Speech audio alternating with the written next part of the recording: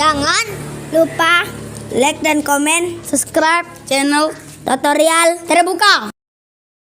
Oke, sekarang kita masuk ke soal nomor 1 tipe yang B. Diberikan persamaan elips 4x pangkat 2 ditambah 1/4y pangkat 2 sama dengan 1. Carilah panjang sumbu mayor dan panjang sumbu minor elips tersebut. Berarti di sini kita jawab ya. Kita cari dulu. Cari nilai A dan B menggunakan persamaan elips. Nah, di sini kalau ini kita tulis ulang ya soalnya. Di sini soalnya kita tulis ulang 4x pangkat 2 ditambah 1/4y pangkat 2 itu sama dengan 1. Nah, kemudian ini kalau saya rapihin jadinya kan kayak gini ya. 4x pangkat 2 ditambah 1 dikali y pangkat 2 hasilnya y pangkat 2 dibagi 4 sama dengan 1. Gitu. Nah, di persamaan umum elips di bagian pembilangnya ini itu x pangkat 2, di sininya y pangkat 2 terus sama dengan 1. Gitu. Jadi di sini harus kita hilangkan nih 4 ini supaya x pangkat 2 aja. Caranya sama kayak di soal nomor 1 bagian A dengan menggunakan metode pembagian ya. Jadi ini tuh sama dengan x pangkat 2 dibagi 1/4 ditambah yang ini biarin aja y pangkat 2 dibagi 4 sama dengan 1 gitu. Nah, sekarang di sini kita bisa mendapatkan nilai A dan B-nya gitu. Nah, di sini kan ada nilai ini dan nilai ini gitu ya. Nah, sekarang kita kan udah tahu ya bahwa aturannya nilai A itu lebih besar dari B, lebih besar dari 0. Nah, yang paling besar itu sebagai nilai A-nya. Yang paling besar itu yang mana? Yang 1/4 atau 4? Yang paling besar itu 4 ya kan. Berarti di sini A pangkat 2 itu sama dengan 4. Gitu. Terus berarti B pangkat 2-nya itu sama dengan 1/4. Jadi kesimpulannya penyebut yang paling besar itu A pangkat 2.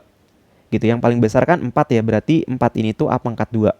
Terus yang paling kecil itu kan 1/4. Berarti 1/4-nya ini tuh B pangkat 2. Gitu. Nah, sekarang kita coba lanjutin di sini ya. Di sini kita lanjutin. Di sini A pangkat 2 itu sama dengan 4. Gitu. Berarti A itu sama dengan akar 4. Akar 4 itu kan sama dengan plus minus 2. Jadi di sini itu A itu sama dengan plus minus 2. Berarti di sini itu A itu sama dengan 2, A sama dengan minus 2. Gitu. Terus berikutnya yang B. Yang B ini kan B pangkat 2 sama dengan 1/4. Berarti B itu sama dengan akar 1/4. Gitu. Akar 1/4 itu kan berarti plus minus ya. Plus minus. Akar 1 hasilnya 1, akar 4 hasilnya 2. Gitu. Jadi nilai B itu sama dengan plus minus 1/2. Berarti di sini kita punya dua nilai nih B-nya. Jadi B yang pertama itu sama dengan 1/2. Yang kedua B-nya itu sama dengan minus 1/2. Gitu. Nah, karena berdasarkan syarat pada persamaan elips, nilainya itu lebih besar dari 0. Maka yang minus nggak kita ambil nih. Gitu. Jadi nilai A-nya itu sama dengan 2 dan nilai B-nya itu sama dengan 1/2. Gitu kan. Nah, sekarang kita bisa cari panjang sumbu mayor dan sumbu minor. Panjang sumbu mayor itu kan nilainya sama dengan 2A ya. Nah, A-nya kan udah ada nih. Berarti sama dengan 2 dikali A. A-nya itu 2 sama dengan 4. Gitu. Nah, kemudian panjang sumbu minor.